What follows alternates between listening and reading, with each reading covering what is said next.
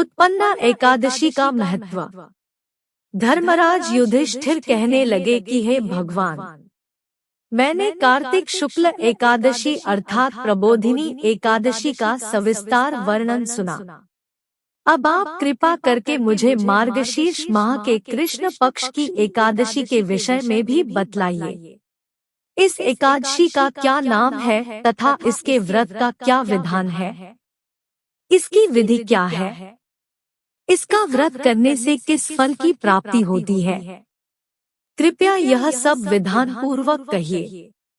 भगवान श्री कृष्ण बोले, मार्गशीर्ष माह के कृष्ण पक्ष में आने वाली इस एकादशी को उत्पन्ना एकादशी कहा जाता है। यह व्रत शंखोद्धार तीर्थ में स्नान करके भगवान के दर्शन करने से जो फल प्राप्त होता है, उसके बराबर पुण्य मिलता है। व्रत करने वाले भक्त को चोर, पाखंडी, परस्त्रीगामी, निंदक, मिथ्याभाषी तथा किसी भी प्रकार के पापी से बात नहीं करनी चाहिए। इसका महात्म्य मैं तुमसे कहता हूँ, ध्यान पूर्वक सुनो। उत्पन्ना एकादशी व्रत कथा। युधिष्ठिर कहने लगे कि हे भगवन, आपने हजारों यज्ञ और लाख गोदान को भी एकादशी व्रत के बराबर नहीं बताया, सो यह तिथि सब तिथियों से उत्तम कैसे हुई, बताइए। भगवान कहने लगे, हे युधिष्ठिर, सतयुग में मुर नाम का दैत्य उत्पन्न हुआ। वह बड़ा बलवान और भयानक था। उस प्रचंड दैत्य ने इंद्र, आदित्य, वसु, वायु, अग्नि आदि सभी देवताओं को पराजित करके भगा दिया। तब इंद्र सहित सभी देवताओं ने भयभीत होकर भगवान शिव से सारा वृत्तांत कहा और बोले, हे कैलाशपति, मुर दैत्य से भयभीत होकर सब देवता मृत्यु लोक में फिर रहे हैं।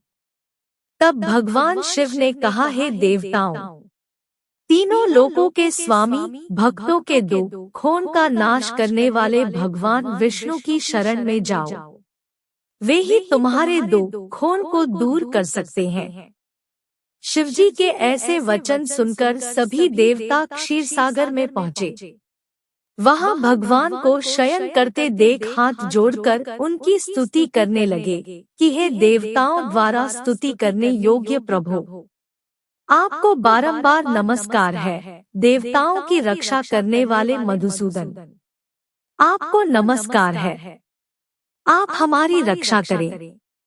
दैत्यों से भयभीत होकर हम सब आपकी शरण में आए हैं। आप इस संसार के कर्ता, माता पिता, उत्पत्ति और पालन करता और संहार करने वाले हैं। सबको शांति प्रदान करने वाले हैं। आकाश और पाताल भी आप ही है। सबके पितामह ब्रह्मा, सूर्य, चंद्र, अग्नि, सामग्री, होम, आहुति, मंत्र, तंत्र, जप, यजमान, यज्ञ, कर्म, कर्ता, भोक्ता भी आप ही है। आप सर्वव्यापक हैं। आपके सिवा तीनों लोकों में चर तथा अचर कुछ भी नहीं है। हे भगवन, दैत्यों ने हमको जीतकर स्वर्ग से भ्रष्ट कर दिया है और हम सब देवता इधर उधर भागे भागे फिर रहे हैं। आप उन दैत्यों से हम सबकी रक्षा करें। इंद्र के ऐसे वचन सुनकर भगवान विष्णु कहने लगे कि हे इंद्र, ऐसा मायावी दैत्य कौन है जिसने सब देवताओं को जीत लिया है? उसका नाम क्या है? उसमें कितना बल है और किसके आश्रय में है तथा उसका स्थान कहाँ है? यह सब मुझसे कहो। भगवान के ऐसे वचन सुनकर इंद्र बोले, भगवन, प्राचीन समय में एक नाड़ीजंग नामक राक्षस था। उसके महापराक्रमी और लोकविख्यात मुर नाम का एक पुत्र हुआ। उसकी चंद्रावती नाम की नगरी है। उसी ने सब देवताओं को स्वर्ग से निकालकर वहां अपना अधिकार जमा लिया है। उसने इंद्र, अग्नि, वरुण, यम, वायु, ईश, चंद्रमा, नैऋत आदि सबके स्थान पर अधिकार कर लिया है। सूर्य बनकर स्वयं ही प्रकाश करता है। स्वयं ही मेघ बन बैठा है और सबसे अजेय है। हे असुर निकंदन, उस दुष्ट को मारकर देवताओं को अजेय बनाइए। यह वचन सुनकर भगवान ने कहा, हे देवताओं, मैं शीघ्र ही उसका संहार करूंगा। तुम चंद्रावती नगरी जाओ। इस प्रकार कहकर भगवान सहित सभी देवताओं ने चंद्रावती नगरी की ओर प्रस्थान किया। उस समय जब दैत्य मुर सेना सहित युद्ध भूमि में गरज रहा था, उसकी भयानक गर्जना सुनकर सभी देवता भय के मारे चारों दिशाओं में भागने लगे। जब स्वयं भगवान रणभूमि में आए तो दैत्य उन पर भी अस्त्र शस्त्र आयुध लेकर दौड़े। भगवान ने उन्हें सर्प के समान अपने बाणों से बींध डाला।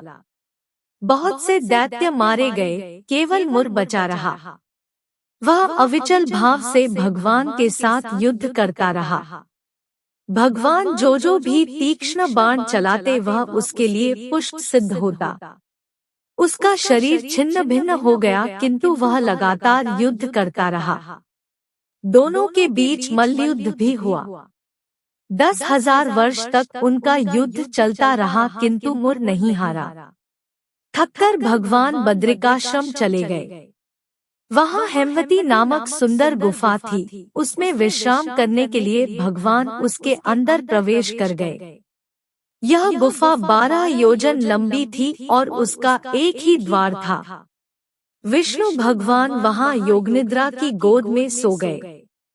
मुर भी पीछे पीछे आ गया और भगवान को सोया देखकर मारने को उद्यत हुआ। तभी भगवान के शरीर से उज्ज्वल कांतिमय रूप वाली देवी प्रकट हुई। देवी ने राक्षस मुर को ललकारा, युद्ध किया और उसे तत्काल मौत के घाट उतार दिया। श्री हरि जब योगनिद्रा की गोद से उठे तो सब बातों को जानकर उस देवी से कहा कि आपका जन्म एकादशी के दिन हुआ है, अतः आप उत्पन्ना एकादशी के नाम से पूजित होंगी। आपके भक्त वही होंगे जो मेरे भक्त हैं। जय श्री हरि। दोस्तों, आपको यह पौराणिक कथा कैसी लगी कृपया हमें कमेंट करके बताएं और चैनल को लाइक शेयर सब्सक्राइब करना ना भूलें। धन्यवाद।